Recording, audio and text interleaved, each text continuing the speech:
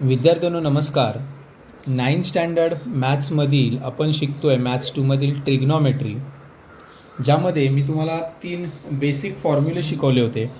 आज पुन्हा एकदा त्याचं रिव्हिजन घेऊन आपण पुढे जाणार आहोत. बघा, मी तुम्हाला ट्रिग्नॉमेट्री हा जो चॅप्टर आहे किंवा ट्रिग्नॉमेट्री हा जो वर्ड आहे, it is related to right angle triangle असंही मी तुम्हाला सांगितलं होतं. कुठल्याही राईट अँगल ट्रँगलमध्येच आपण ट्रिग्नॉमेट्री यूज करतो. Suppose triangle ABC is a right angle triangle, then if there is one angle theta, then AC is our hypotenuse. बघा, या राईट अँगल ट्रँगल ABC मध्ये angle B is a 90 degree. Angle B हा 90 degree आहे, म्हणून triangle ABC is a right angle triangle. बरोबर. Angle B हा 90 degree असल्यामुळे triangle ABC हा आपला राईट अँगल ट्रँगल झाला आहे. आणि जर हा राईट अँगल ट्रँगल असेल तर या अँगल Bच्या समोरची जी साईड आहे त्या साईड ACला आपण बोलतो आहे हायपोटेनस. म्हणजे तुम्हाला AC ही हायपोटेनस आहे हे ऑलरेडी माहिती आहे, कारण 90 डिग्रीच्या समोरची जी बाजू असते opposite side of 90 degree is a hypotenuse.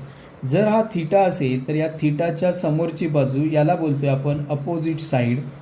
And जर ही हायपोटेनियस असेल, ही अपोजिट साईड असेल, तर साईड BCला आपण बोलतोय ॲडजसंट साईड. हे ऑलरेडी तुम्हाला शिकून झालेलं आहे. त्यानंतर काही बेसिक फॉर्म्युले आपण घेतले होते. Sine theta is equals to opposite side upon hypotenuse. Opposite side upon hypotenuse, मग opposite side of theta is what AB, म्हणजेच AB upon hypotenuse is AC. हा फॉर्म्युला झालेला होता. त्यानंतर cos theta is equals to adjacent side upon hypotenuse. बरोबर. हाही formula तुमचा पाठ झालेला असेल. Cos theta is equals to adjacent side. मग या थीटाच्या ॲडजसंट साईड कुठली आहे? BC.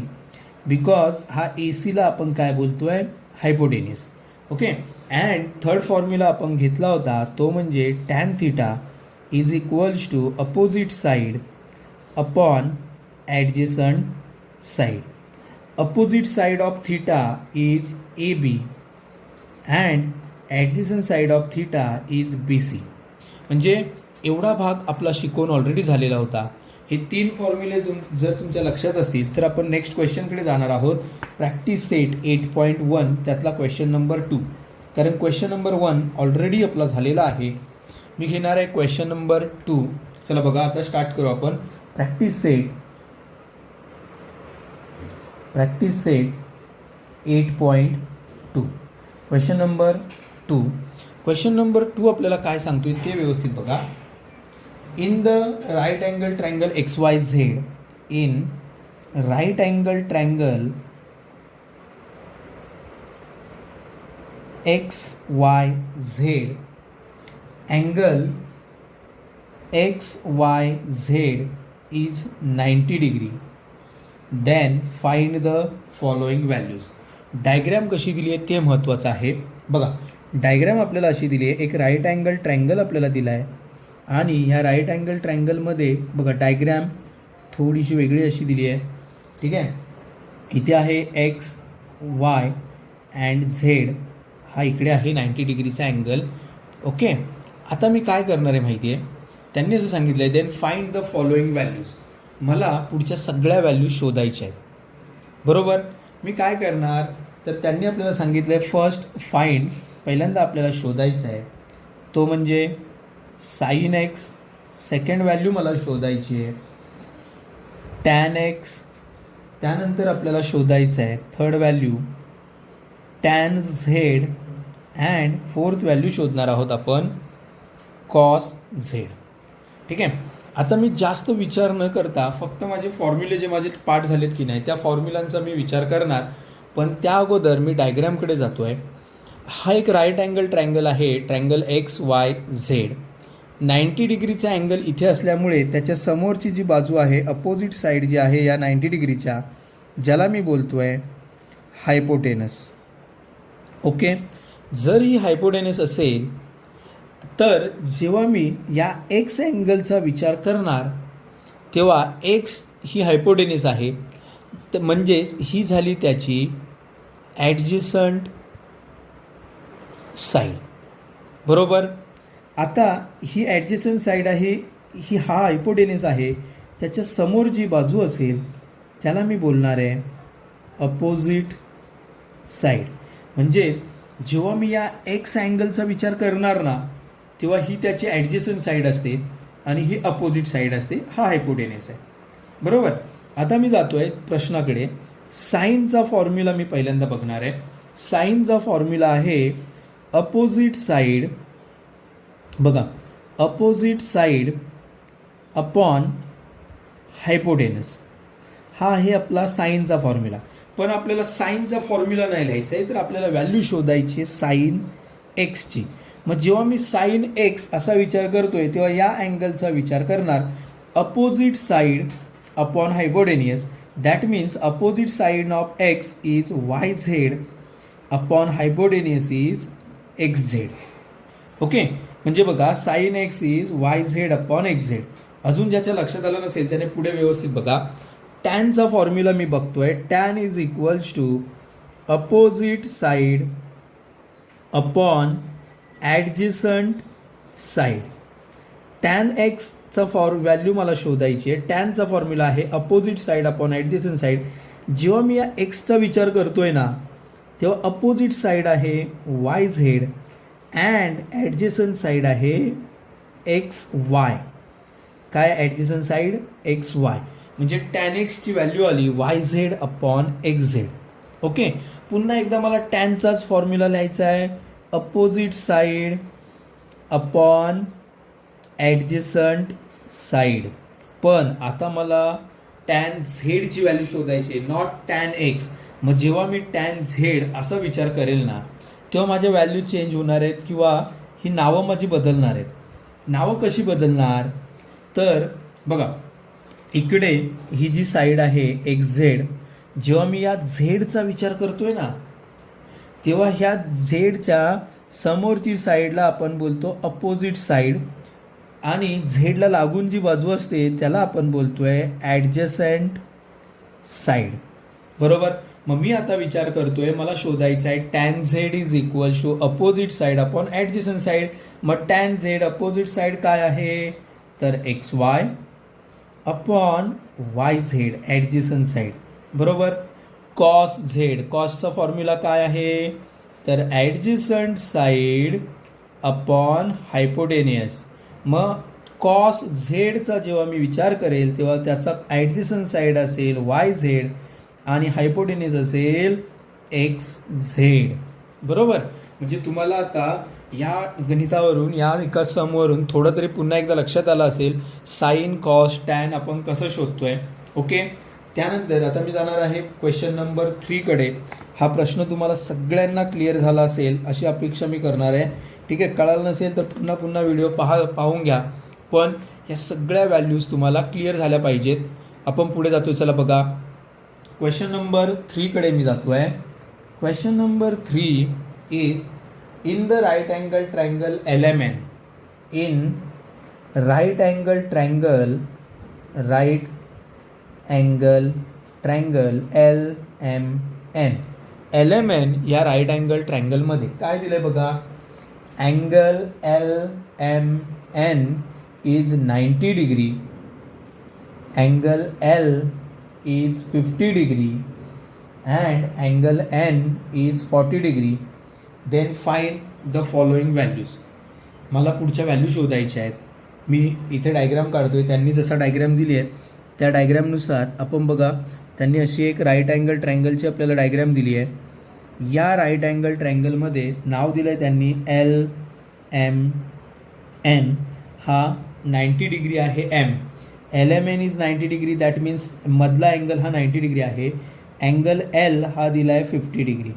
ठीक आहे. आणि अँगल N दिला आहे 40 डिग्री. ओके. आता पुढचा प्रश्न काय बघा. Then find the following values. Okay. मला या सगळ्या व्हॅल्यू शोधायच्या आहेत. काय व्हॅल्यू शोधायच्या आहेत बघा. तर मला पहिल्यांदा शोधायचं आहे तो म्हणजे साईन 50. ठीक आहे, साईन 50 डिग्री शोधायचं आहे. सेकंड व्हॅल्यू मला शोधायची आहे कॉस 50 डिग्री. त्यानंतर तिसरी व्हॅल्यू मला शोधायची आहे tan 40 degree. And last value, चौथी व्हॅल्यू मला शोधायची आहे ती म्हणजे कॉस 40 डिग्री. ओके, आता मी तुम्हाला जास्त वेळ न घालवता तुम्हाला फटाफट हे सांगणार आहे. साईनचा मी इथे फॉर्म्युला वापरणार. मी फक्त साईनचा विचार करतोय. Sine is equals to opposite side upon hypotenuse, बरोबर, असा आपला साईनचा फॉर्म्युला आहे. बरोबर. कॉसचा फॉर्म्युला काय आहे, तर ॲडजसंट साईड अपॉन हायपोटेनस, बरोबर. टॅनचा फॉर्म्युला आहे opposite side upon adjacent side. आणि कॉसचा फॉर्म्युला आहे ॲडजसंट साईड अपॉन हायपोटेनस. मी बाकी काही विचार नाही केला, मी सरळ फॉर्म्युले लिहून काढले.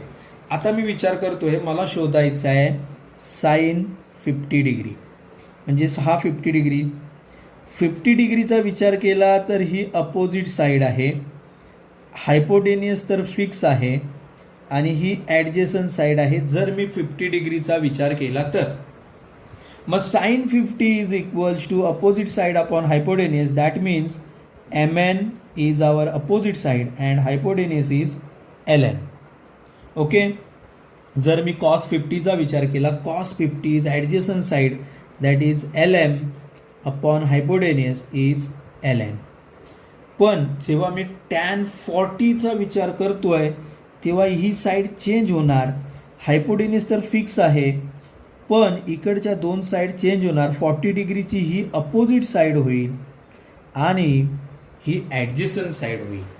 मग आता बघा, tan 40 opposite side that is LM upon adjacent side that means MN. आणि कॉस 40चा विचार केला तर adjacent side is MN upon hypotenuse is LN. Okay, म्हणजे अशी काही गणितं तुम्हाला सगळ्यांना सोडवता येतील जर तुमचे फॉर्म्युले पाठ असतील तर. ठीक आहे, मी जातोय last question, that is question number 4 कडेच मी जाणार आहे. आणि हाही क्वेश्चन तुम्हाला सगळ्यांना सोडवता आला पाहिजे. Question number 4. ओके, फटाफट व्यवस्थित लक्ष द्या. इन द गिवन फिगर एक डायग्रॅम तुम्हाला दिली आहे. बघा, डायग्रॅम ही अशी दिली आहे. डायग्रॅम समजली तर तुम्हाला प्रश्नही सोडवता येणार आहे सगळ्यांना. या अशी एक डायग्रॅम त्यांनी दिली आहे. यामध्ये इकडे एक परपेंडिक्युलर आहे, परपेंडिक्युलर लाईन आहे. ही परपेंडिक्युलर लाईन म्हणजेच काय, 90 डिग्रीमध्ये छेदते ती लाईन. नाव दिलं आहे PQR अँड S. इथे आहे अँगल थीटा आणि इकडे आहे अँगल अल्फा. ठीक आहे, आता बघा, from the figure find all the values of sine cos tan and sine theta cos theta tan theta. ठीक आहे, मी आता जास्त विचार करणार नाही आहे. मी जेव्हा या इकडच्या ट्रँगलचा विचार करतोय, ट्रँगल PQRचा, ठीक आहे, जर मी PQRचा विचार केला तर हा जर 90 डिग्री असेल तर that is our hypotenuse. Okay, मग आता मला पहिली व्हॅल्यू शोधायची आहे, ती म्हणजे sine alpha cos alpha tan alpha. ठीक आहे, मी काय करणार, साईनचा फॉर्म्युला लिहिणार. साईनचा फॉर्म्युला काय, अपोजिट साईड अपॉन हायपोटेनस. कॉसचा फॉर्म्युला काय आहे, ॲडजसंट साईड अपॉन हायपोटेनस. टॅनचा formula opposite side upon adjacent side. ठीक आहे, आता मी विचार करतोय, मला शोधायचा आहे साईन अल्फा. मग जेव्हा मी अल्फाचा विचार करतोय ना, तर ही त्याची अपोजिट साईड असेल आणि ही त्याची ॲडजसंट साईड असेल.